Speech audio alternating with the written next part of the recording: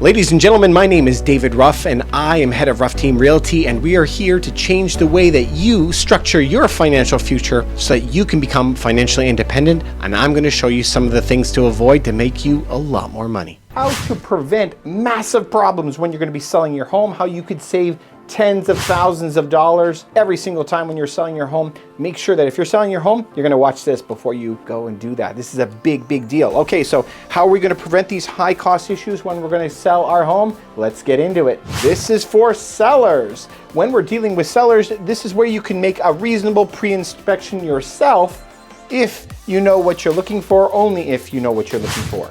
So this can actually be good for buyers and for sellers to know this information.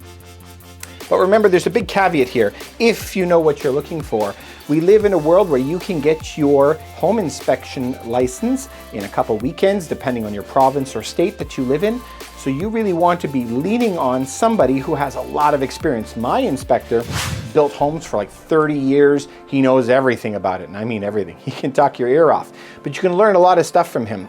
So you have to know what you're looking for. And why do we want this? When we're going to be selling a home, we want your deal not to fall through when you sell. I don't want you to be alerted with all these extra worries. We want to inspect your home ahead of time so we know what we're going to be dealing with. So when we go into this, this is our rough rules. The rough rules that we're following. We want to avoid the problems to begin with so that you're going to be able to pass home inspection no problem, and that you're going to sell your home for faster and for more money. At the end of the day, after doing thousands of clients, it always comes back to one of three things. We want to sell the home faster, we want to sell it for more money, and with less hassle. And if you follow these things, that's what you're going to get. Sell your home faster, less hassle, and for more money. That's what we want for you. So if you remember anything about this entire video, water is the enemy. Remember, water is the enemy always. Kind of crazy because water gives the gift of life, right? We live off the water. But in homes, water is the enemy. So what do we start off with is the plumbing. Defective plumbing can manifest itself in several ways, leaking and clogging. So how we do it is when you go into the home, obviously you want to turn on the taps and make sure there's no rust that's coming out of it. That dirty water is what's going to tell you if it's in good condition or not, if there's rust. But there's other things that we can do. So you can test the water to see if there's any idea that you have that there's lead piping in your home that can leach lead into your water. We might have to look at that depending on the age of your home. It can be that the home is connected to the city with these terracotta pipes that can burst under too much pressure or roots going through them. So we might have to put a camera down there to take a look. That's possible as well. So we just want to make sure that your plumbing is okay so that the plumbing isn't leaking water into your home. This is a very big one, can cost us a lot of money. Also in defective plumbing, there is the Kitec plumbing, which is that plastic plumbing from the 90s, early 2000s. It actually cracks apart and leaks, and you can leak into the wall. So be careful with that one. Damp or wet basements. Now, if your basement is bare, so usually this happens midway through the US and north, where I am in Canada, everybody has basements. So you're going to have to look at, see if there's a white bathtub ring around the basement, normally 3 or 4 inches. You'll see this white line. So that's if it's a bare basement. Most people have it finished. So how we're going to know is if there's an odor of some kind, a mildew, moldish odor that's in the basement. And if you have a good home inspector, this home inspector is going to be able to come in there, and he has something that looks like a meat thermometer. It's this long, he can put it underneath the floor into a carpet, and it measures how much moisture is in there. If you have high moisture, then we have a problem. And it's leaking in that you can't see it. So we're going to be checking for that. If we do have a small crack, we can use this very viscous epoxy to put into the crack very deep, and then put some more thicker epoxy on the front. We can fix a crack for around $1,000, depending on how big it is, obviously. Some pumps, sometimes we're going to have to add that. So if you're on a block of homes, very long, and imagine there's a dip and there's 4 or 5 homes in the bottom of the dip, all that rainwater can go down there. It's possible that you have more water going to be coming into your basement, and that's where we'll want to put in a sump pump. We can put those in for around $1,000. Really depends on the size of your home and how much water we're going to need. My brother had to have 3 pumps, by the way. Concrete waterproofing, we usually do this when there is a new property. We don't necessarily dig up all the dirt, but that could be very expensive as well. $5,000 to $15,000, really expensive. So we don't want to look into a home that is going to be doing that, right? That's very, very expensive. Inadequate wiring and electrical. This is important because if the water leaks down those walls, we could be running into a problem where it's getting into the insulation. Most properties that have wiring, it's 100 amps in most of the homes, but nowadays we have a lot of units in the basement. When we have units in the basement, now we have 2 washers, 2 dryers, 2 dishwashers. It's a lot of draw, so you're going to have to upgrade your panel to 200 amps. That's what we're going to be needing. Now, your wiring should be copper or aluminum, but aluminum wiring is not necessarily a bad thing. So imagine you have a plug and you're putting plugs in and out for 30 years. It doesn't move very much, but it moves like a ½ millimeter in and out. Do you ever take a can of Coke and open the top many times back and forth, the lid just pops off? Aluminum tends to crack where it's bent. So imagine that plug-in where you're plugging in that plug. The wiring actually makes a 90-degree turn right into the wall. And it's right there that it takes that movement over the decades and can maybe have this minor stress fractures. That's where the electrical current can jump. How do we fix it? We don't need to replace all the wiring in the entire house. We take off that little bit right at that corner and we put a pigtail. And that little pigtail is like a spring that it can absorb that micro movement. When we put that in, now the rest of the aluminum wire is okay, and it costs about $20 per plug. So we don't necessarily have to rip the whole house apart and start it all over, but we want to make sure that the aluminum wiring has been looked at.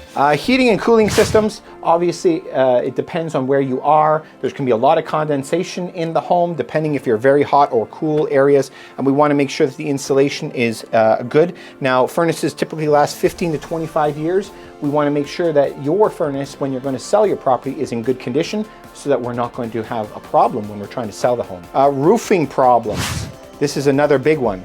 We're about halfway through, guys. If you have any value in any of these videos, man, I'd love it for you to give me a like, give me a follow. We'd really appreciate it. It helps the channel out a lot. Send this to a friend if they're going to be selling a house, man, because this stuff is really important. If you remember anything, water is the enemy. This is the big, big one. Water is the enemy. So water leakage can come through the roof through age or wind.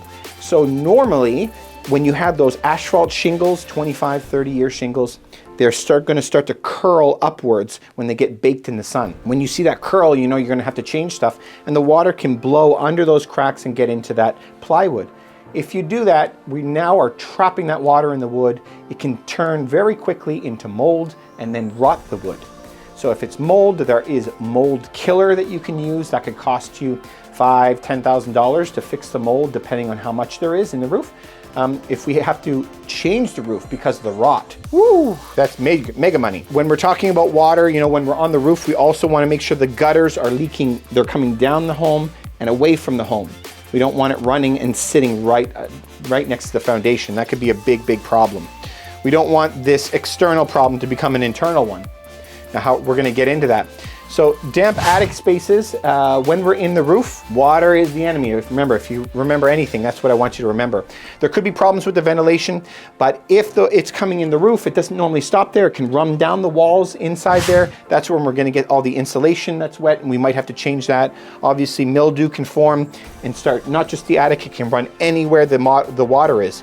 And if it starts rotting that wood, the cost to fix the damage, wow, easily 40 grand. And that's just for the roof, not including if it runs down the walls. That's a big, big problem. So rotting wood, remember, obviously water is the enemy. Where do we see rotting wood? Rotting wood is typically around the windows of old windows, that wood, and they normally will be painting over it 100 times.